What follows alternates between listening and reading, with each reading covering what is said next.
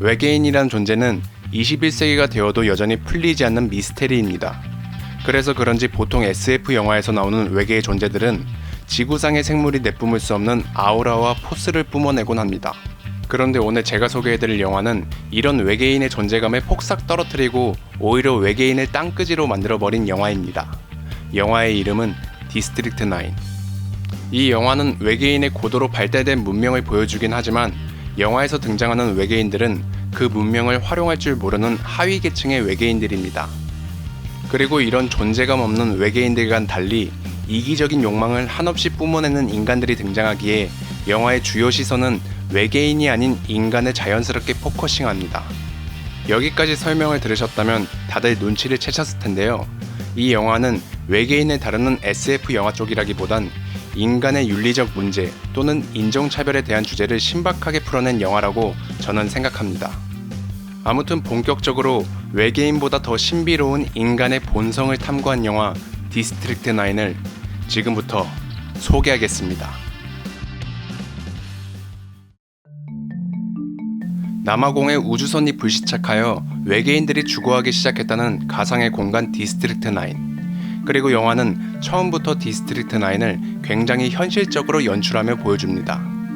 페이크 다큐멘터리 형식으로 전문가 인터뷰 장면과 디스트릭트 9의 현실을 교차해서 보여주죠.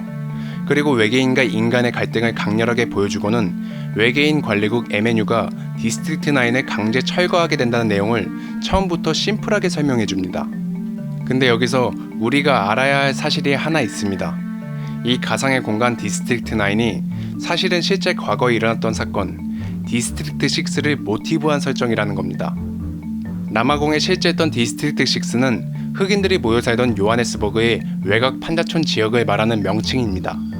1966년의 정권은 디스트릭트 6를 백인 전용 지역으로 바꾼다는 아파르트 헤이트 정책을 발표합니다. 흑인들이 모여 살던 이곳은 정부의 거센 압박에 밀려나 결국 강제 철거를 당하게 됩니다.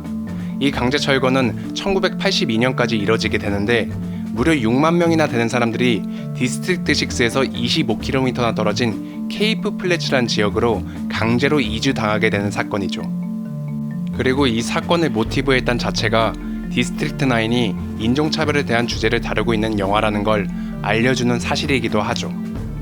비록 인종차별이 아닌 외계인 차별이 되었지만 영화는 인격을 가진 생물들에게도 기본적인 권리가 있다고 말하는 듯 하였습니다. 그렇다면 우리는 외적인 모습이 다르다는 이유 하나만으로 그 권리가 짓밟혔을 때 어떤 감정을 느끼게 될까요?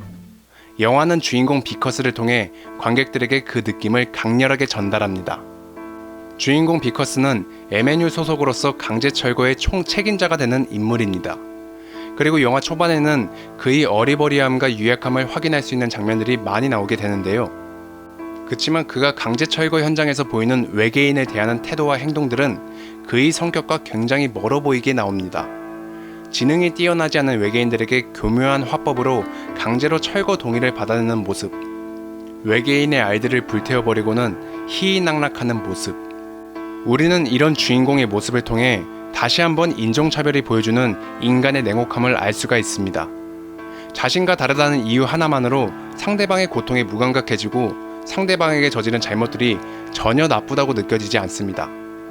어떻게 보면 겉모습이 다르다는 이유 하나만으로 자신만의 면죄부를 얻게 되는 거죠. 그리고 이런 차별에 대한 처절함과 서러움을 영화는 역지사지 입장으로서 주인공에게 제대로 대갚아줍니다.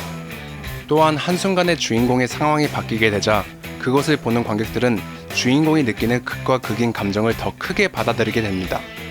이런 일타쌍피의 스토리 전개를 보여주는 디스트릭트 9을 저는 감히 명작이라 칭하고 싶은데요. 아무튼 예기치 못한 사고로 인해 주인공이 점점 외계인의 신체로 변화되어 가고 주인공은 자신에게 쏟아지는 인간의 탐욕과 이기심을 직접 겪게 됩니다. 영화는 아이러니하게도 주인공의 외적인 모습이 변하니 그의 내적인 성격도 조금씩 변해가는 과정을 굉장히 디테일하게 보여줍니다. 그리고 우리는 주인공의 신체와 성격이 변해가는 모습을 보며 사람이 환경에 따라 얼마든지 극단적으로 변할 수 있다는 걸 알 수 있게 됩니다. 인종차별을 당했던 사람들이 능력이 모자르거나 태생부터 천한 것이 아닌 환경을 통해 얼마든지 좋은 능력을 키울 수 있고 좋은 사람이 될 수 있다는 걸 저는 영화를 통해 다시 생각하게 되었습니다. 그리고 저는 이 영화를 보면서 인간의 성장을 위해 행하게 되는 비윤리적 행동을 다시 한번 돌아보게 되었습니다.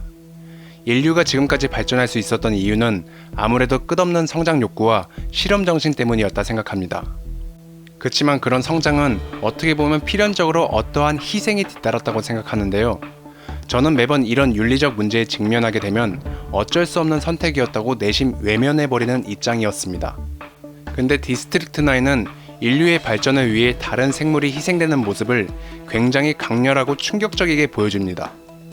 그래서 저는 다시 한번 이런 인간의 성장과 윤리적 문제에 대해 고민해봤지만 결국 답을 찾지는 못하였습니다.